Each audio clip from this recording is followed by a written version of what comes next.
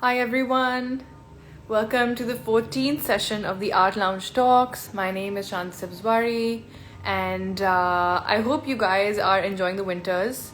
Khair, Karachi is hardly cold right now, but I mean, I'm glad that at least there's some sweatshirts that are out, there's some hoodies that are out, and unfortunately, unlike the rest of Pakistan or the northern areas of Pakistan where you can look forward to wearing like sweaters and jackets and boots. Karachi just has a very small window when we can do things like that. So very excited about that. And today we have an exciting guest. Her name is Riffat Rashid, and she's also known as Girl Gotta Eat. And I see her right there. She is a really cool digital content creator, food blogger, and marketing professional. And I will be adding her to the video today, and we will find out what she does and how she does it. And okay, trying to add her.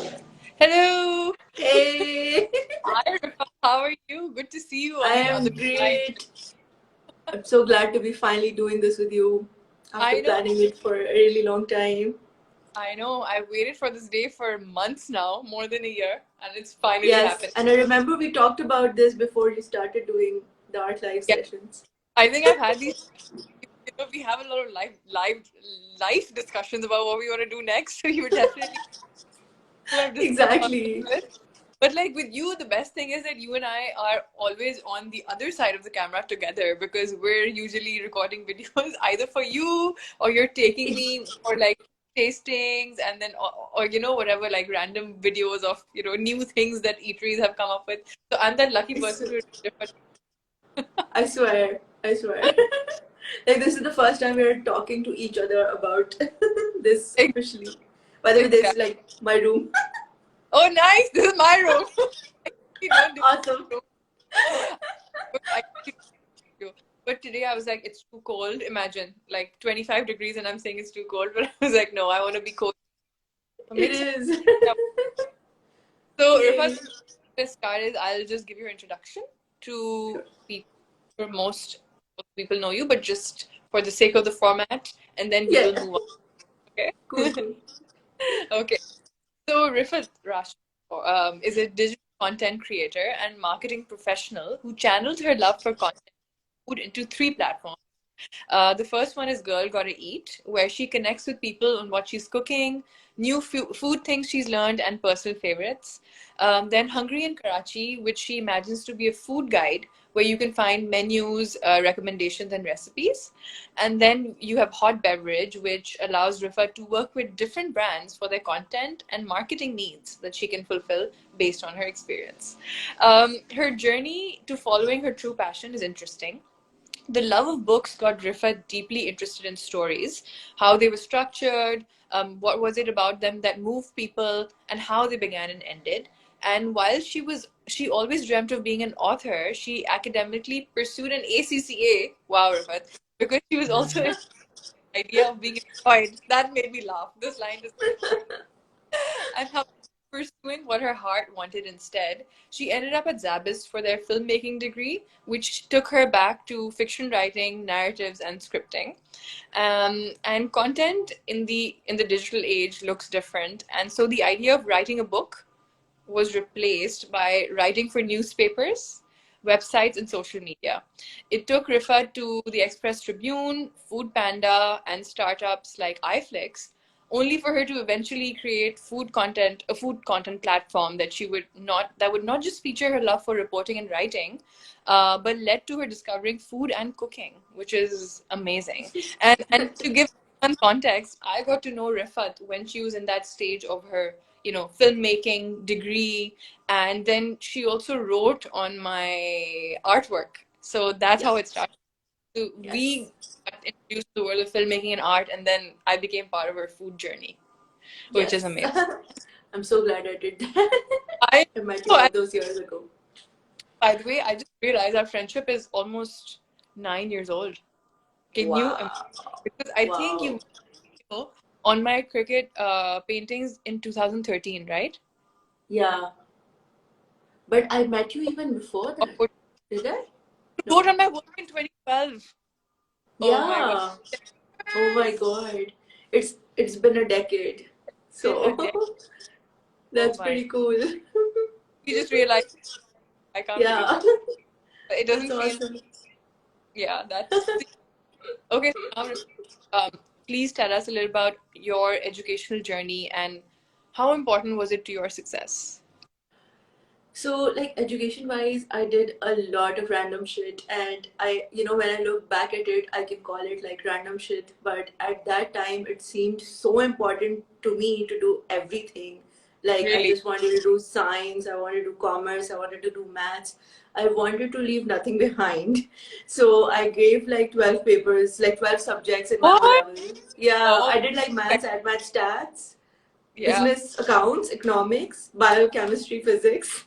In my O Wow. levels, I was like, I'll do it all. That's And then after a while, I think I was like, I really like the idea of being like in a job for some reason, because when you are studying, you look at adults and you're like, wow, this looks so cool. Like they're taking a briefcase to work. It feels so yeah. important.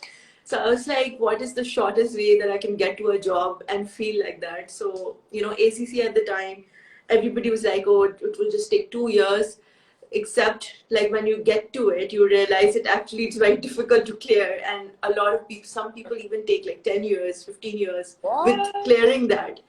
But Wow. anyway, so I did my ACCA, and when I was done with it and I was about to start working, people around me were like, wow, you're done with life, and I think now is the time to like get married and stuff, like whatever. And I was like, that is not why I expedited everything. I wanted to work, Exactly. not get married.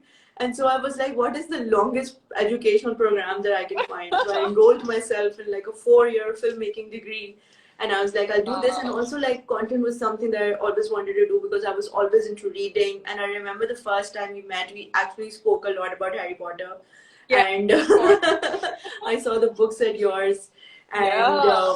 Harry Potter is so that's what happened. And then I did cool. that 4 years filmmaking, Yeah. and I think how that helped me is basically, I feel like I realize now what I don't want to do.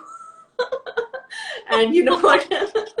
And because I did everything that was not my passion for an ulterior motive, but Yeah. that's not something that I could live with forever. And I Yeah. ended up doing something that I could only do because I liked it. And I think I ended up then figuring out what that was through doing Yeah. all of that extra stuff. Exactly. So I think that's what a little educational background about, I guess, about That's what I great. did. Hello, Sikandar. By the way, I want to put this out also. If you guys have any questions for Girl Gotta Eat, please put them in the question box, which is basically the speech bubble with a question mark, and we'll take them in the end. And I Um, hope you guys can hear us. yes, I can hear us. Okay, so Yeah. Rifat, you're a marketing professional.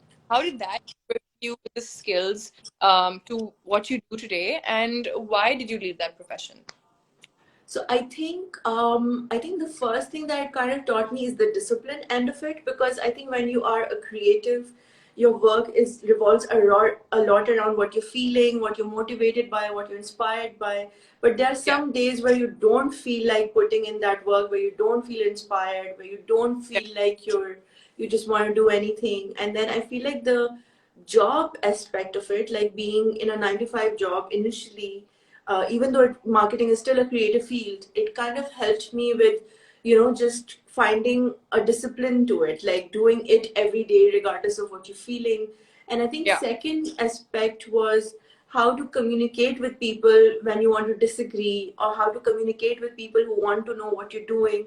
That happens a lot in a 9 to 5 environment. People are constantly like, what is she doing? What is he doing? So you have to talk about your work a lot. And when yeah, you're working in isolation, and I think that can be a temptation when you're a creative, you're like, just let me do my work. I don't know how to talk about it. I feel awkward talking about myself. But I yeah. think doing that as a job kind of taught me how to constantly tell people this is what I'm up to, and this is the progress that I've made. So I think Right. those two things came in really handy when I kind of went independent, because now that when I'm working with brands, I can actually use that professional communication skills when I'm pitching ideas, or when I'm responding to them about, their questions about it, when they're asking me to, to include and add another logo. I know I have the professional tools to kind of talk to them, deal with them Yeah. without being rude. And Yeah. I think that initial professional experience kind of taught me that. So I think that's what happened. Oh, that's wonderful. And so eventually, I still remember, by the way, one of your early videos where I think you had covered some eatery at Port Grand, if I'm not wrong. I there was Yeah, some. yeah, yeah, I think they told you that that video you made yeah. went viral, increased their sales. Is that true? Is something like that happened? Or Sorry, went viral? so, from what I remember was when you had started your food journey earlier on, you had made some video of some joint either at Port Grand or some other place, and you'd essay made it, and you covered what Yeah, they're doing, and then yeah, went viral, or they got a lot of hits on it, and then a lot of, as a result, their yeah. sales, right? Did Yeah, that happen? yeah, yeah, yeah. So basically, Yeah, what happened was that I made this video, and for this popular like food item, it was like one of those Instagrammable food items, yeah, yeah. and people like shared that video a lot. I had not said that I made a video because it was such like a random endeavor. Like I was just practicing my camera and everything.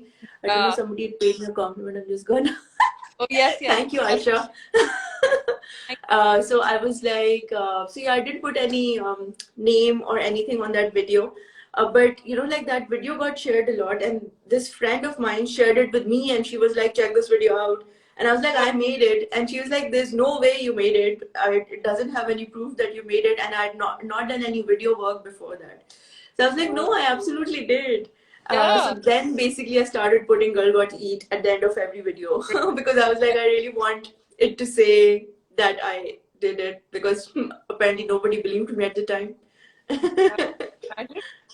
Okay, so so when did an interest in food and cooking come into the mix? And the way you portray and capture the food you're eating is very intimate, very real, and very like delicious and yummy. Okay, so I think I've told you that we're eating Yeah. something good, but then you just do this magic with your camera while you're talking, and then you so delicious. Like I feel like eating everything that you post. And the problem so I get these food cravings. So where do you get your aesthetic? So I think the first, like how I got into food was basically, so as a child, anytime like I was upset, I was mad, or anytime somebody wanted to make me feel important, they'd give me food. And I Oh, think that's how it started because like so I was really close to my nana, my grandfather. Basically, that's how I call him my nana. But okay. basically he was known in the family for having like he would get angry real quick, so everyone was kind of afraid of him. But I Oh, was like his favorite grandchild, and and he was also fond of watching cricket. So like anytime I wanted him to change the channel when cricket was playing, he'd be like, I'll do anything for you, but I won't change the channel. That's one thing that I won't do. So it would okay. make me really mad, and I would be like, I'm Okay. not talking to you, and like you don't care or whatever. And then Cute. he would bring me chai, and he would bring me this paratha butter and sugar thing, which he would call malida. So Oh, I used to love having malida and like chai together. So that was one of the earliest food memories that I have. And people would just constantly like bring me stuff anytime they wanted me to feel like, oh, like it's like to cheer me up, whatever. And then when I grew up a little more, I realized that everyone in my family used to love having nihari. So oh. we would spend a lot of time at Niharian, and I would take my books, my homework to Niharian. I do my homework What? from there. So That's how it long just you became, spent on yeah, food. exactly. Like all my bonding memories with different family members are through like these food moments. So Okay. that's how I was always into, eating and like realizing what, like having this association with these particular food items. Yeah. And then I think the aesthetic end of it was, I think my aesthetic is basically to not have an aesthetic, because I Oh, really like the word that you use, intimate. And I think that's what it is. Like, I really like food up close. And, every time I'd watch like a restaurant video and it would be this drone shot of a chair, of a table, of their, of the roof or of under the table. And I'd be like, who wants to watch that? Show me I the food. And I think that's the angle that I cover in my videos, like from the eyes of the consumer, what people want to see when they look at a restaurant's page. They don't want a drone shot of the name of your restaurant. They want to see what you serve, what your ethic is, how you treat your staff. Like, are they happy? Are they paid well? These are some of the things that people want to know. They don't want a drone shot of anything about anything in your restaurant. So I think that's the aesthetic that I try to do in my videos. Like, what do people want to see when they come to a food page? and very when I think about the food that you show on your page, you can almost taste it. Like I'm not even kidding. That's the special thing. Not a very like it's not a shot that focuses on perfection, but rather the realness of it. And I think that's Yeah, what's so exciting. You see the true. cheese, Yeah, the yeah. and I keep like whenever I see something like that, I inbox Rifat and I go like, "Thank you so much. I really did need to do at night." Yeah, Frame all of it. exactly. So okay, so Rifat, tell us about. We've spoken a bit about Girl Gotta Eat, but tell us a little about hot beverage and Hungry in Karachi. What are these things? So basically, after, so I started doing food content with Girl Got to Eat. I would cover different restaurants. At the end of the day, I ended up eating a lot for research. I mean, believe it or not, I know like it's kind of funny, but because I had like content and reviews to kind of plan and post, I started eating, accordingly. I was like, anytime I'd go to a place, I'd be like, what is new on the menu? Or what is something that would look really interesting? What is something that people may not have had commonly, but they Mm, would want to know about it through my account. Like, maybe I should be the first one to try it out on their behalf and tell them. So in yeah, doing so, I kind of realized like how to, how to best describe a certain dish, or how to best present a certain dish in a way that it would appeal to a certain number of people, because I'd been doing it for so many years. I was meeting so many business owners, and I was understanding also their aspect of, their side of things as well. So I was yeah, meeting so many chefs, so many cooks, and understanding like, how do they approach this, this side of the business. And I basically realized that I can kind of be that bridge between, that the consumer and the business owner, yeah. uh, the bridge that is needed. And that's why I started hot beverage, and anybody who needed like marketing content help. But I kind of knew what people want to see, so I kind of had an edge there, because I had been working with content for so long, and I had built a community organically, like it was never bots or anything. So there was that. And then Hungry in Karachi is basically right now what I'm currently working on. Additionally, is where you can find different menus, different recipes, different recommendations from different places. Basically, hungryinkarachi.com is where you come anytime you want to know इस जगह का menu क्या है, what do I order from here, or if I want to make like mashed potatoes, how do I make it. So the step by steps are all there. So it's like this one place where you find everything food. Food, everything food, and I think it's also partly. I'm pretty sure because I've done that like a couple of times. That if I wanted any recommendation, I'd be with my friends and I'd be like, okay, where can you get the best tacos? Let me ask Rifat. um, Yeah, I can't find it. So, asking Rifat, do you remember where it is? So you would have those answers. And yeah. in terms of, I don't know if I can't remember if I've made a special question for this. Let me check actually. Wait. But even, the way you start cooking, I feel like that is so interesting because that's also something I think it's a recent thing, right? It's a A recent, recent thing. Yeah, it's a yeah. lockdown thing completely. Oh, I the lock. started with, yeah, I started with the series called How Not to Cook, because I was Yeah. completely like of the opinion that I will never cook, because it was just something that I thought people expected from women. And I was I, like, I'll rebel by never learning how to cook. And then I realized that like addressing a negative sentiment, or addressing a negative stereotype cannot be how I choose to live my life forever. So, maybe it's an expression that I do enjoy. And I think I tried it during lockdown when restaurants were closed and stuff. And now that I look back at it, I definitely enjoyed it. I love the creating end of it, like using different ingredients. It's almost like, and you have an empty canvas, you have a set of paints, and then you can do whatever with it. Baking, I don't know, Yeah. because baking is science, cooking is art. I Yeah. love cooking. Uh, Baking, I don't know. Baking is very like this temperature, this many minutes, this yeah. device. If you like, mess anything up, it just goes, turns out something else. But with cooking, you can cook with intuition, you can cook with your own taste buds, you can cook with whatever your emotion is, and it will land somewhere. So I think after a certain like amount of practice, but it takes you there. So I think that's how it started. I was like, I can't make a negative stereotype part of my personality, and eventually I have to claim my own expression. And the stereotype is their own limitation. It's not me to prove or disprove. and does it come easy to you? Like, did it take time to get used to it, or was it something that you easily kind of got the hang of?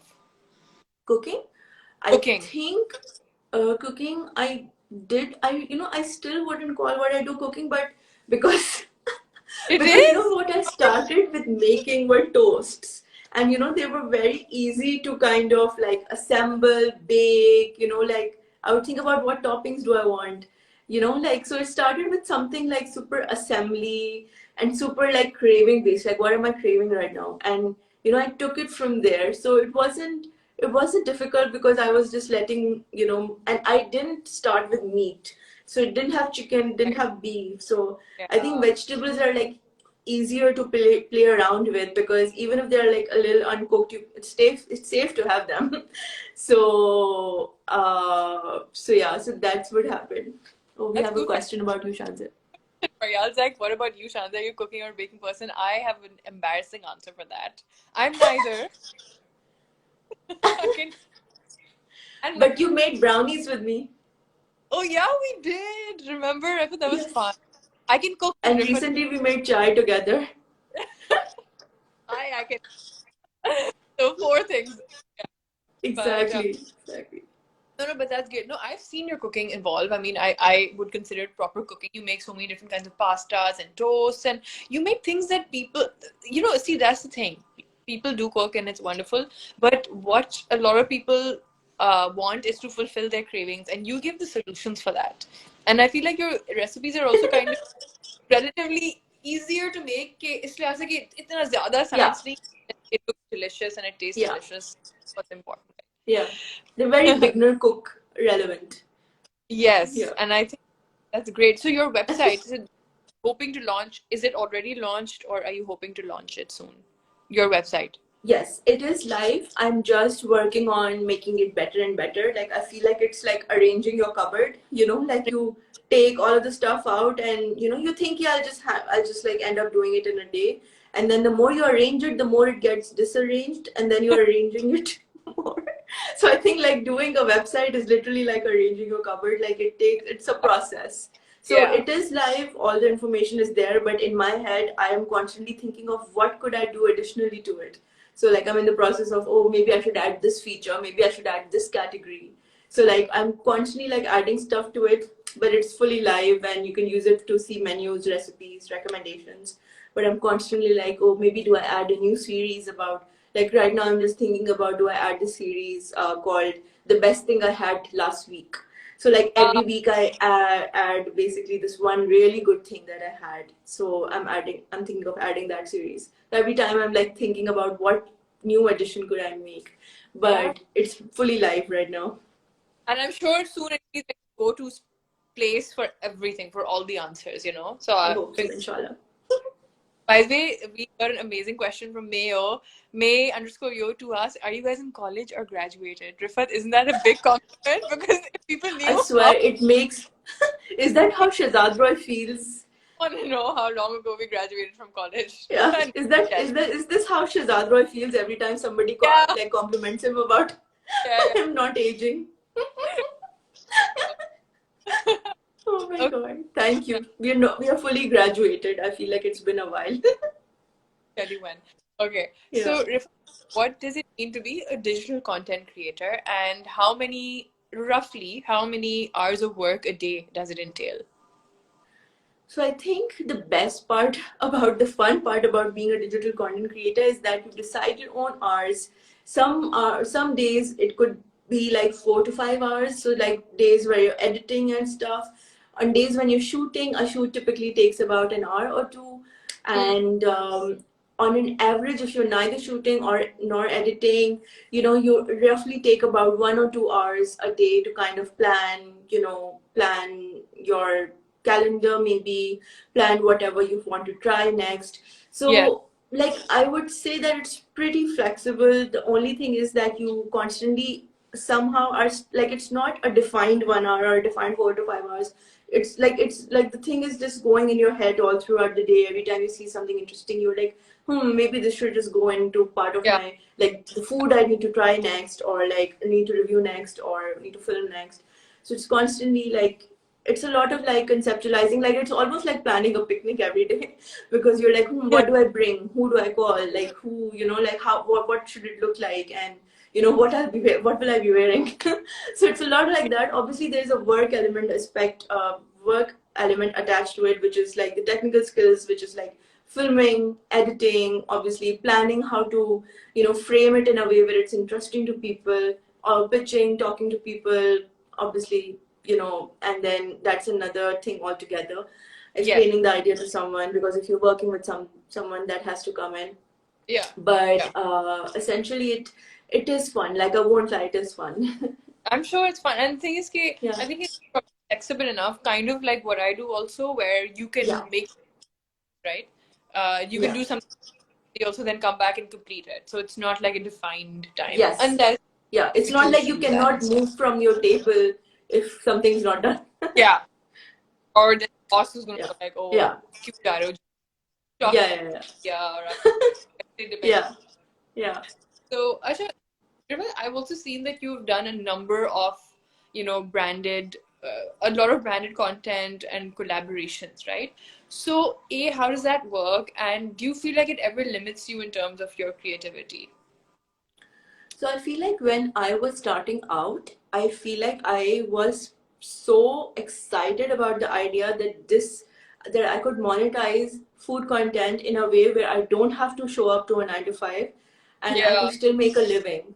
So I wasn't very intent on, kind of seeing if brands that I was collaborating with were maybe, changing up my content a bit too much. I was just so happy with the idea that I could do this that I didn't really pay attention to that.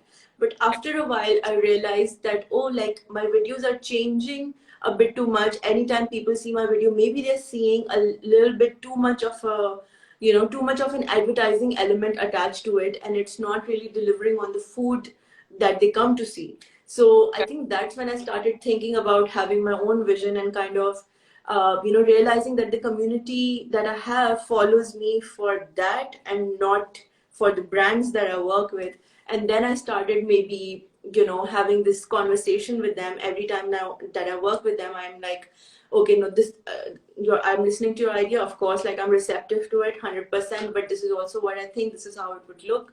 So now I think, now I'm in a place where I can have a two-way conversation, and I think that it's a journey. great. So like you have to realize what is your vision essentially, and Yeah, that way it can be, that way then working with brands doesn't limit your creativity, because as long as you are sure of what people want to see, because they're coming to you for your audience. So I think you can work around a win-win solution where it doesn't feel like too much of an ad. And yeah. And they're yeah, so receptive. Yeah, yeah, what is this? did you see the new Japanese shortcake in a can? I did not. What is that all about?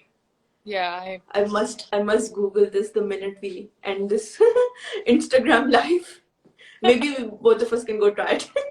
yeah, exactly. Yeah. Asha, you're saying that brands are receptive to that conversation with you, right? I mean, they're I not. think it depends on how you communicate, and if you're clear about what your vision is with your content. So Yeah. if you're just opposing something for the sake of it, I feel like nobody will be receptive. But if you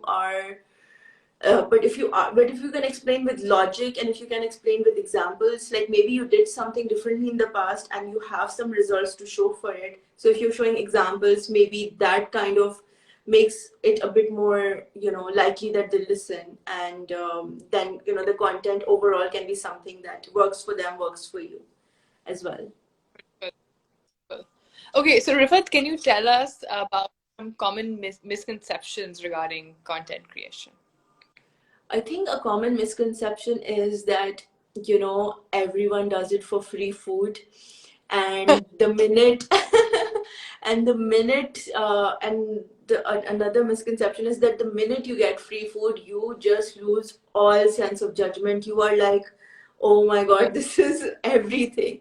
But, like that's one of the things that I outgrew the most quickly, because I cook, my mom cooks, and I'm just surrounded by so many people who are trying so many different things, that the element of, going to a meeting and then realizing that you're probably sampling some of the food that's available there, I just outgrew that the most quickly. I was like, that's not something that makes me lose like my sense of judgment, or my sense of like judging a dish, or or seeing if it's worth, if it's something that can be marketed, if it's something that would appeal to people. So I Yeah. think that's one common misconception that people have, that if you're getting a freebie, you're losing your Yeah. mind. I think that doesn't happen. Like, you outgrow that very quickly, and you are like, if your work is solid, it's worth a lot more than just you getting free samples or something. Like Yeah. if you're adding value to something, if it's actually a marketing campaign, because people have a marketing budget when they go to print media, when they go to radio, when they go to TV. Social media is just another avenue. So if a brand is trying to market to social media, there needs to be a budget. Free things, I don't think, Yeah. Yeah. is the answer. So on either side.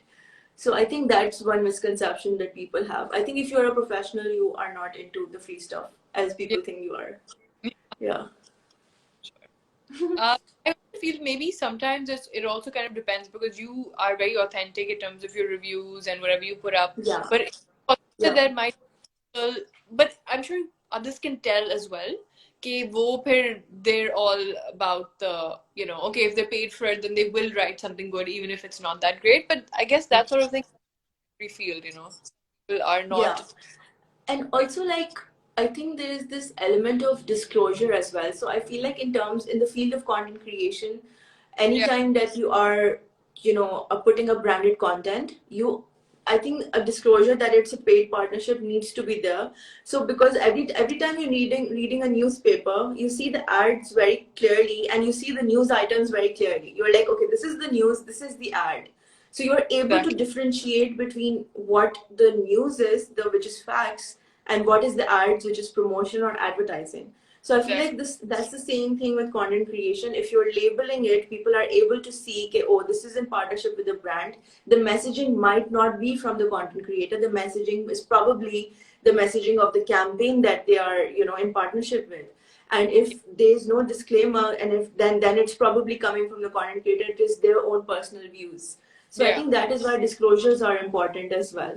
yeah, That, if you have accepted anything in kind, or if there's a paid partnership, that you always disclose it, so people are able to differentiate between content and advertisements, basically. makes sense. Okay, Yeah. so we since the last, I think, I can't remember, 5 to 7 years, we have this food festival culture in Pakistan, Karachi Eat, Coke Fest, and or what other names basically. So, what do you think about this culture? Do you think it's something that should be encouraged? Do you think it has some negative impact as well? Like, what do you think about this whole I food think it's definitely fun. Like, as a consumer of food, I think an idea of a food festival is fun. Obviously, there are challenges to holding a festival. There's an environmental yeah, cost angle attached to it, because there's always a lot of waste that, waste, exactly. because people are obviously overbuying at times, and they don't end up eating everything. And there's a lot of plastic waste at times. So I feel like there's an element of like wastefulness which should not be encouraged. But and if people can do more bite-sized stuff, more creative stuff, that's always nice. But overall I feel like like Karachi as a city is so deprived of like fun events, art events, food events. I feel Mm. like there's definitely a dearth of them. So Yeah, the more festivals happen, they just need to get better with time. I suppose you can't keep doing the festival one way like you've done all these previous years. You have to keep improving, striving to be better, I guess. yeah, But I definitely like the idea of it. I don't go to all of them now, but I do enjoy going to one. makes sense. And honestly, we're kind of deprived of entertainment, so and what we love to eat in Pakistan. So Yes. why? Yes. It's also, I and, think and it's a yeah, and it could be a way of discovering something new that you ex- may not have tried, yeah, before. and for Way new of brands, meeting your favorite your favorite brands owners, maybe like if it's a small business, it's a way right? of interacting with them because they're there sometimes.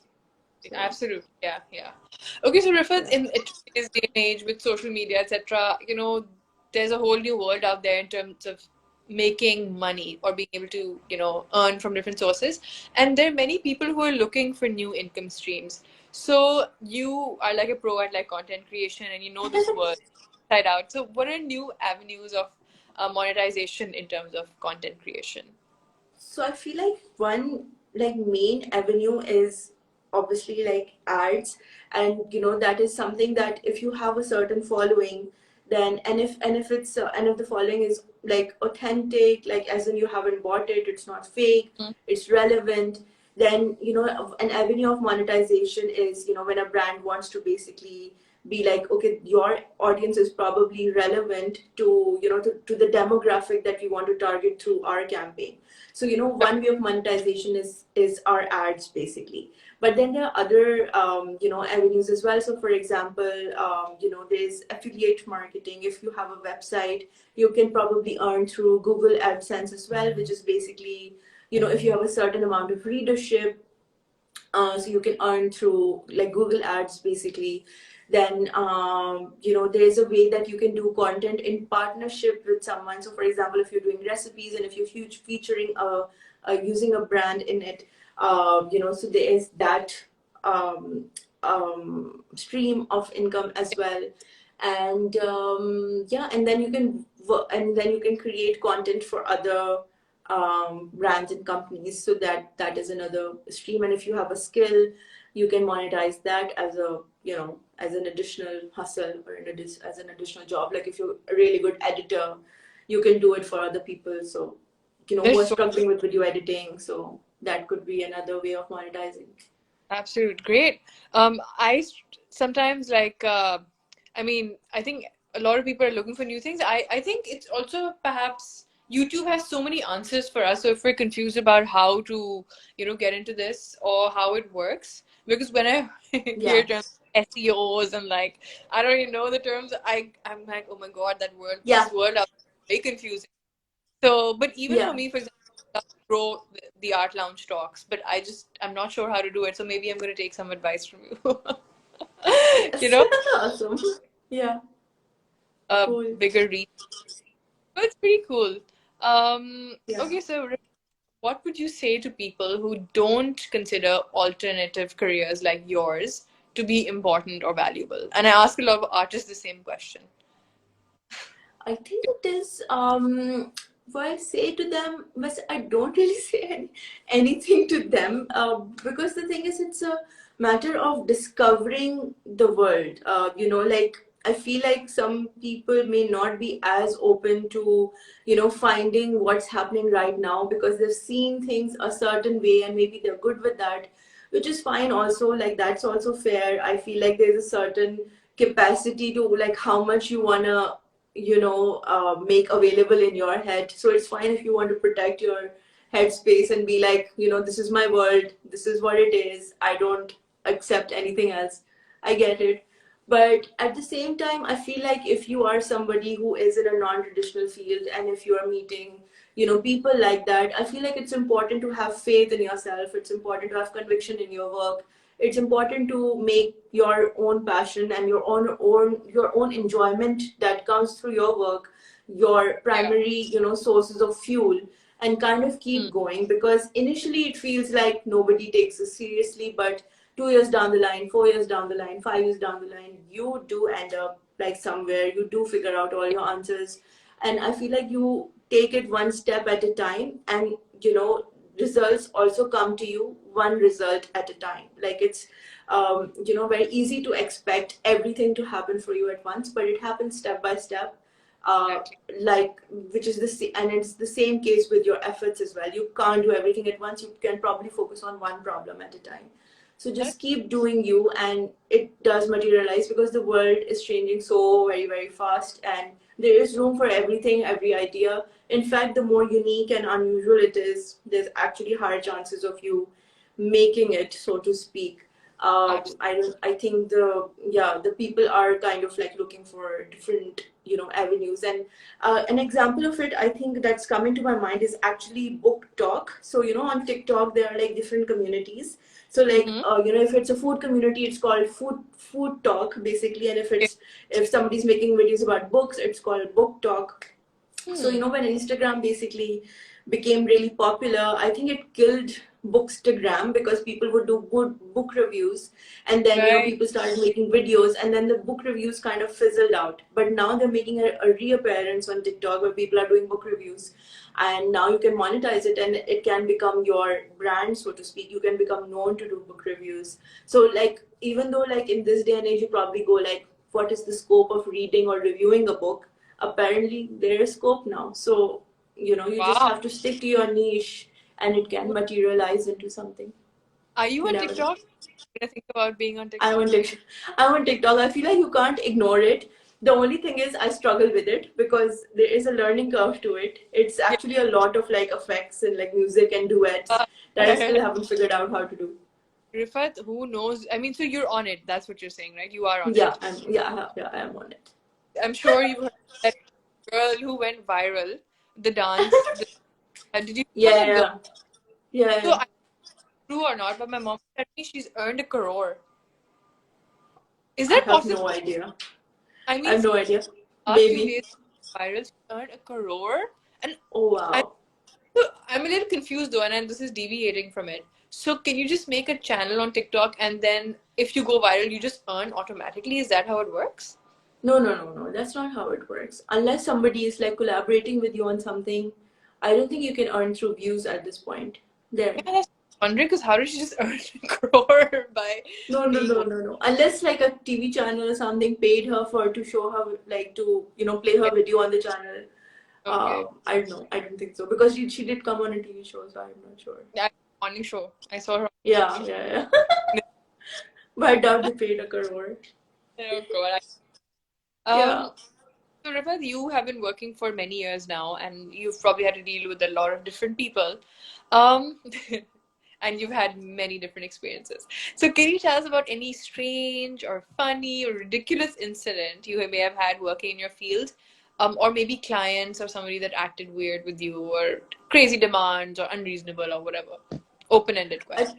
I think one of the funniest things that happened initially to me was like, at any time like I would go to shoot a video, and people would expect that I'll have like this crazy team, and like I'll have like crazy lighting with me, like I'll have like this huge lighting setup.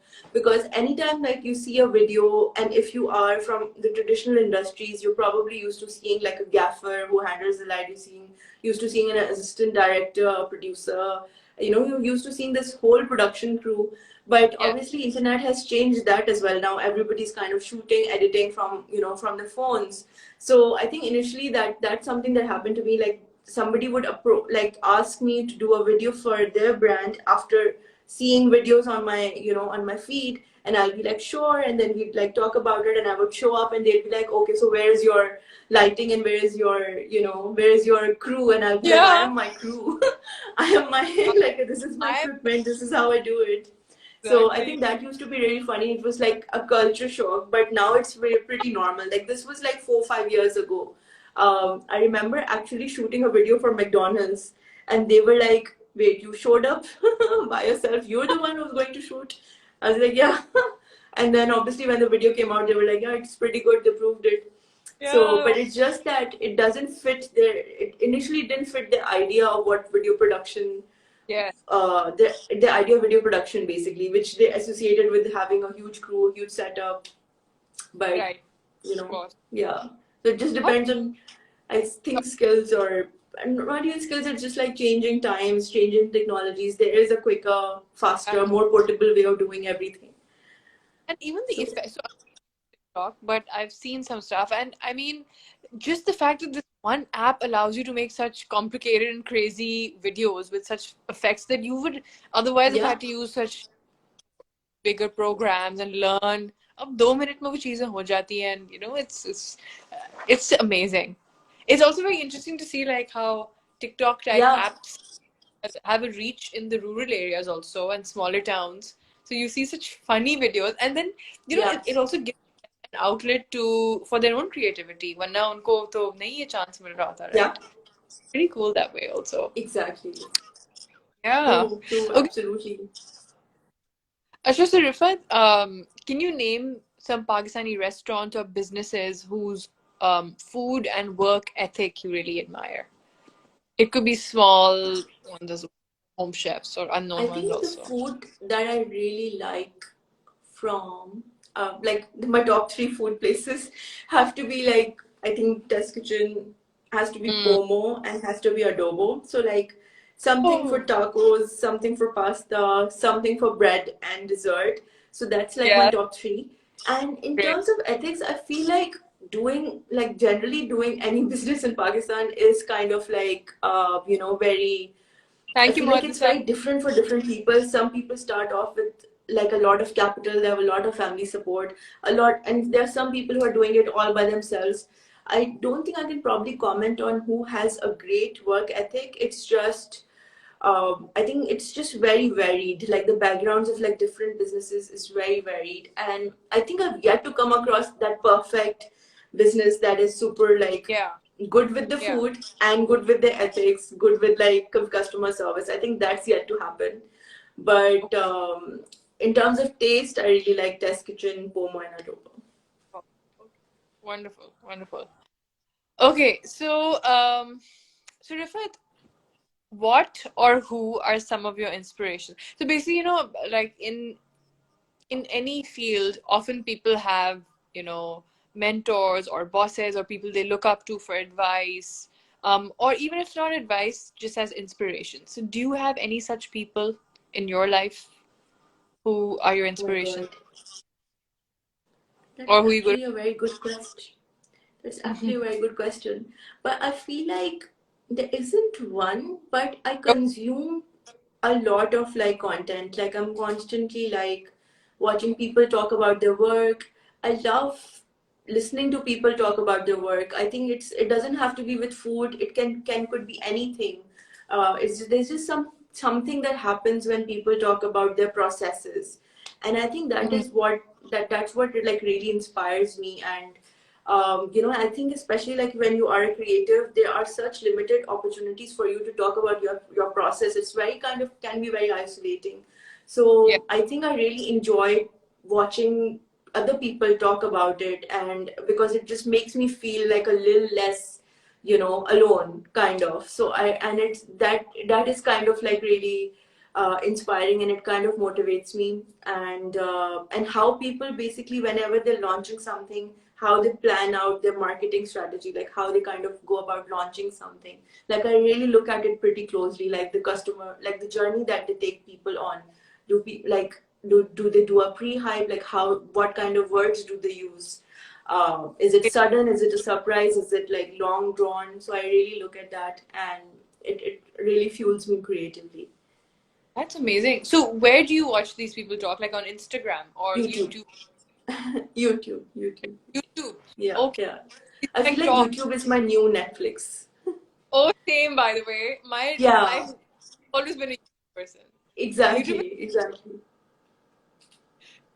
Side note: my dad, my dad started watching YouTube videos, and he follows these bloggers in Yeah, Canada. So now he yeah, knows कि जो कुर्बानी का बकरा है वो भी कहाँ से मिलता है? Because there's this lady who makes like videos on her. She's a home chef and she also works somewhere. तो वो खाना भी बना रही होती है, तो सब कुछ बता रही है. So you can learn so Oh my much. god. My dad knows किस area में कुर्बानी So he cattle. knows about. He Oh knows my about it. god. Oh my But god. That is so cool. I know, and YouTube is a educate yourself on any topic and will be for free mostly, which is so Yeah. amazing. Yeah. Um, but did you ever have you been that sort of person who watches cooking shows or baking shows? You know, like the Great British Bake Off or पता नहीं क्या होते हैं. In Ramzan, it's Okay. like when you're hungry, you're like, hmm, let's Yeah. see, let's watch people cook something. I think that's all, I'd always, hmm? Are these desi ones that you watch, like Pakistani ones, or on Netflix? No, I think international ones because I think I do appreciate a lot of vegetable in my food. And even though, like when you like if you're in Pakistan or in your India, you probably have access to a lot of good vegetables, but somehow the vegetarian recipes are usually probably by by other countries do better vegetarian recipes than we do. Like not just Okay. recipes, but I mean food content. So their food content is a lot more vegetarian heavy. Ours always is around chicken. So that's All right. why I always end up watching like more international content because like every time like I'm thinking of this vegetable or cheese combo, so it always ends up being like non-desi. But I definitely want to make a video on curry pakora. I feel like that's on my to-do list, Nice. I think because I love curry. So I feel like curry. that's a video that I want to do. I think you have a recent post on the best curry places or something. Is that what did Yes, you? yes, yes, Yeah. yes, yes, yes, yes. I think this is something specific to Riffat. I doubt anyone has ever done that. That's a great thing to get curry. Yeah, it's just something that I wanted to do for myself. I didn't realize Yeah. that Pakistan serve curry like this. Yeah? I'm saying I didn't Pakistan realize. does. No, no, I was saying I didn't realize that there are restaurants in Karachi in particular that serve curry like that way. Curry chawal. Exactly, exactly. And initially, when I, discovered curry, which wasn't in my childhood, unfortunately, because I was Oh, just like, I just never had it. Bachpan mein, for some reason, like Bachpan mein, I had a lot of khichdi and papad and stuff like that. But when I discovered curry, I was like, this needs to be a thing in restaurants. And like even with dal chawal, I feel like a lot of restaurants don't do it. I was like, why don't you do dal chawal? yeah, Like that should be yeah, a given. Like if you're doing chicken kadhai, do a good dal chawal sabzi thing. exactly. But yeah, Oh my God, this yeah, smell of curry patta, by the way, the smell of curry patta is amazing. oof, Oh, it's yes, that amazing. bagar. Yes, I feel like the way एक तो Exactly. you. My God. By the way, I was craving that dish we had the other day. The Thai curry Dumpling. noodles. No, Ooh, yes, but yes. By the way, like if anybody was watching and if they're craving Thai green curry noodles, get them from yeah, Mrs. Claus. Me and Shanti both tried it and we loved it. they were really good. Yeah, yeah, Yeah, absolutely. yeah. So Rifat, apart from khair, apart from food, can you tell us a little about other interests and hobbies you may have? I think I love listening to music, but as of recently, like Shuru mein, I would just listen to songs that would play in my school van, but now Okay. I'm like starting to get into getting like I really like the Pakistani music scene that's like emerging, and I like rooting for it. So that's something I really Like like. Yeah, and I names of love reading film reviews. More than oh watching a film, I just love reading how a film is reviewed for some reason. I'm always like, what did they observe about this character, about this journey, or like, especially like if it's a review that is thrashing a film, that's my guilty pleasure. I'm like, oh wow, so that's something they didn't like. so in, So that's did you something that I also enjoy doing. And I think I like walking. walking? I know that's such a boomer activity, but I don't No. know. I think after COVID, I think I really enjoy being around nature, like like looking, observing like birds, and they have a certain rhythm to them. And I feel like our lives are so anxious, but Yeah. anytime you look at something in the sky, I feel like it just gives you the sense of calm. And I really enjoy, noticing that.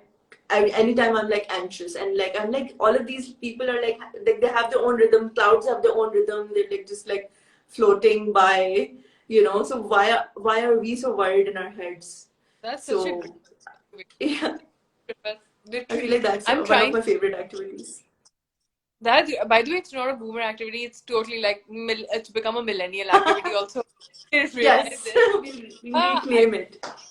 Yeah, let's claim it because I go to the park and I see a lot of like younger people and I get really excited. In fact, like at Zamzama Park, which is close to my place, I see women playing football. Their tennis court. Ooh, They're so ooh, I get very excited. Realize, that's yeah, so cool. like, nature, some connection to nature is so important.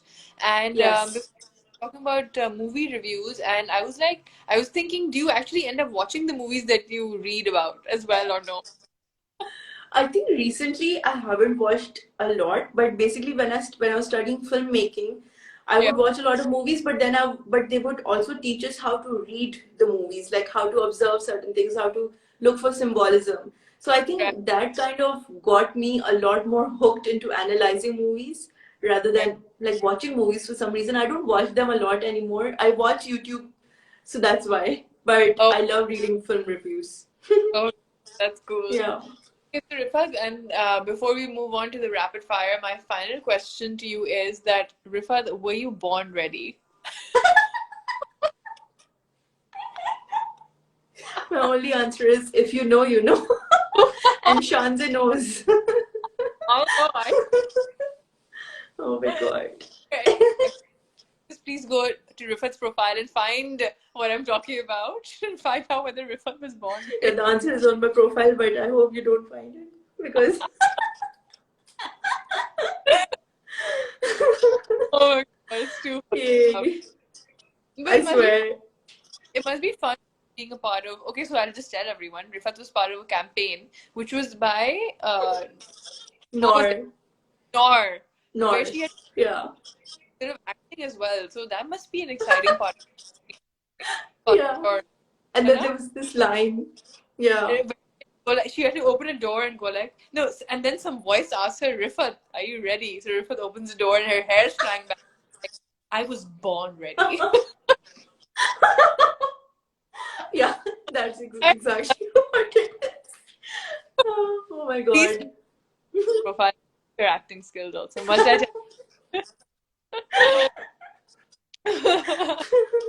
Okay, so Oh my god.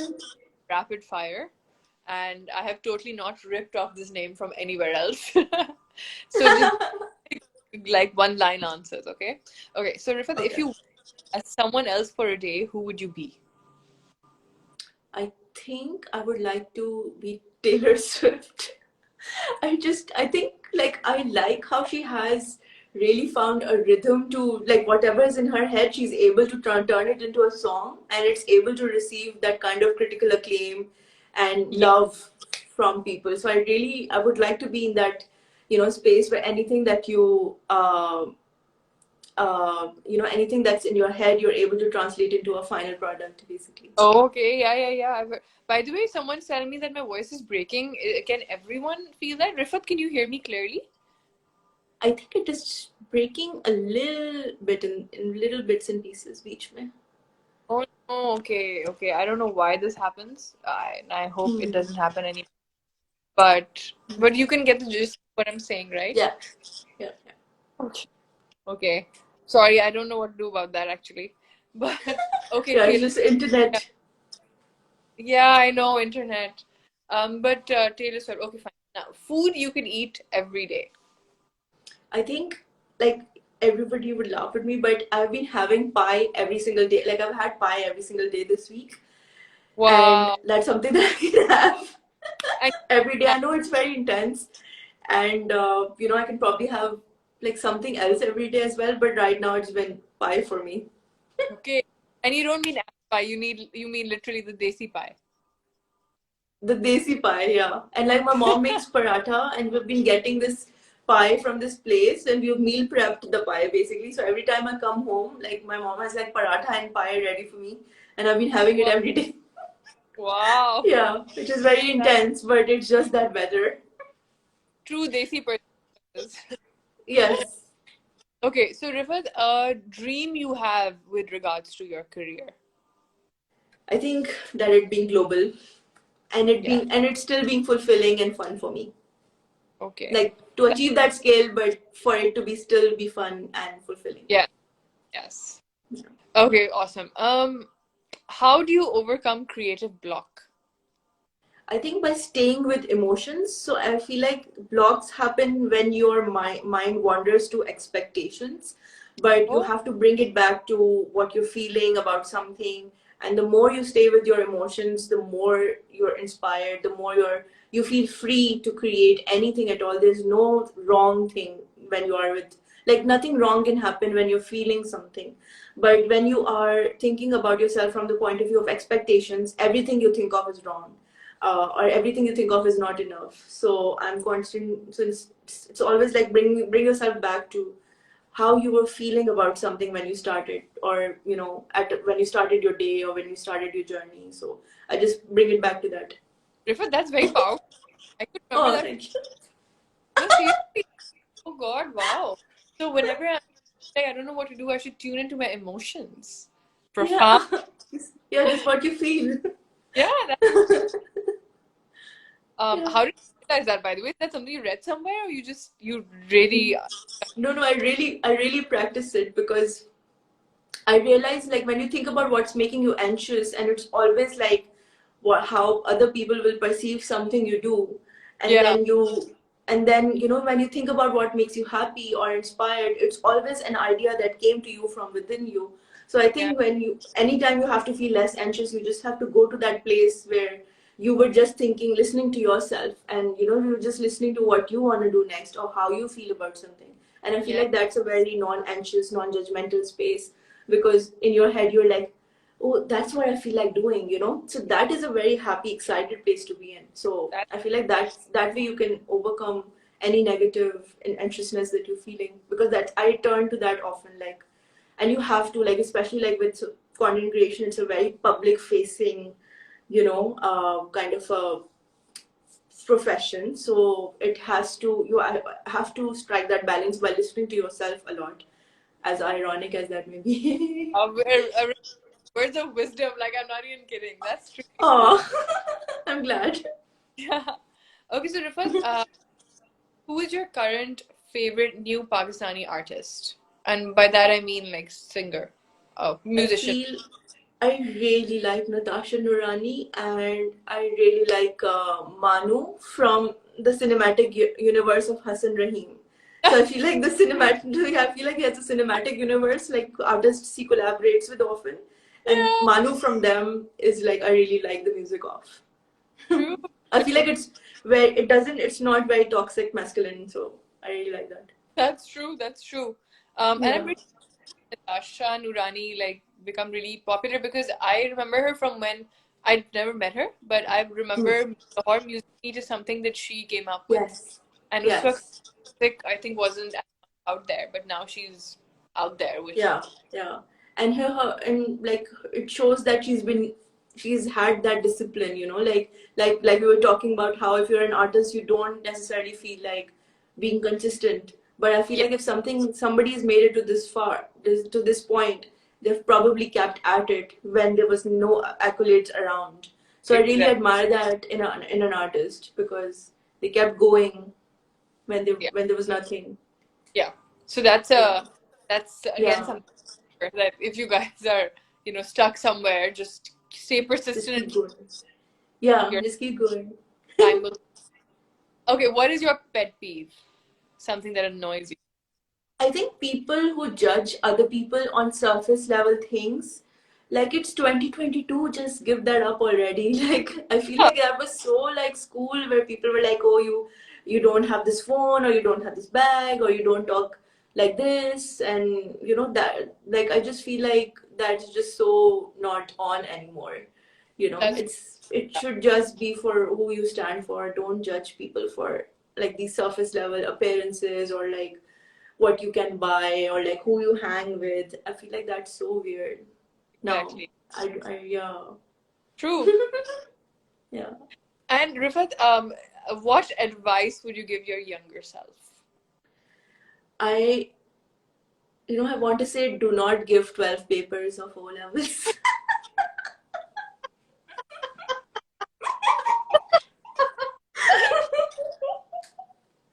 I don't know why I took 12 subjects. 12 papers. Wow, Rifat. So, that's delicious. 10 ही इतना I आना really था. thought I did something, but it just sounds like it was a waste of time. Yeah, you know, no, though. I mean, maybe it tested, pushed you to the limit, so you somehow you just never know some way today. God knows.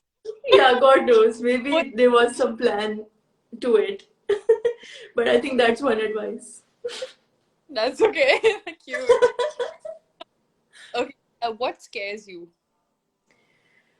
I think, I had a very vulnerable answer, and I think it had, which is good. I think isolation scares me because Oh, I think, like, especially with COVID, like, during the COVID years, and when I actually had COVID and I actually had to just be by myself, yeah, in my like social bubble. I think it just, and like, you think that if you are quarantining you can just talk to people online, but when you're going through something, sometimes there's a part of you that doesn't even want to reach out to people, and I think that was a very scary place for me, mentally. And I always think of myself as like this happy person, and yeah, people always come to me when they're quitting the jobs or like dumping their relationships, because they're like, you always have a positive angle on things.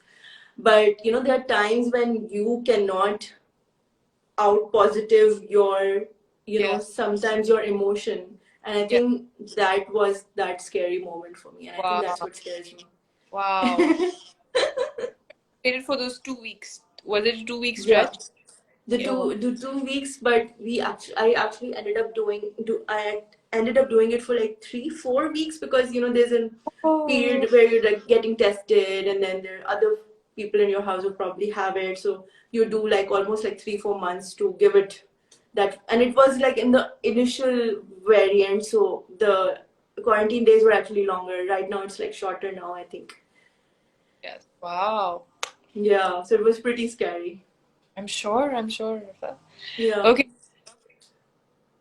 Okay. So, what's the most special thing about Pakistan? I think it's the feeling that you always have at least one person wherever you go. Like, anytime you're like, huh, like I know a guy, I know a girl who, I know somebody who does this. Yeah. I just this feeling of access, this feeling of, you'll always have someone. I think it's the community, I guess, angle of it. Because, anytime like somebody has gone abroad and they think that, they always say that they miss that, like that you can just, that you have somebody who is like up for like anything that you have in your mind. Like Yeah. it could be like any relevant, like it could be any niche, or it could be like any part of your life. But in Pakistan there's always like, there are always people around for things. That is true. People, I've heard that quite a bit from people who are abroad. Yeah, Miss the beach. yeah, yeah. Okay. And the final question for today is, what makes you truly happy?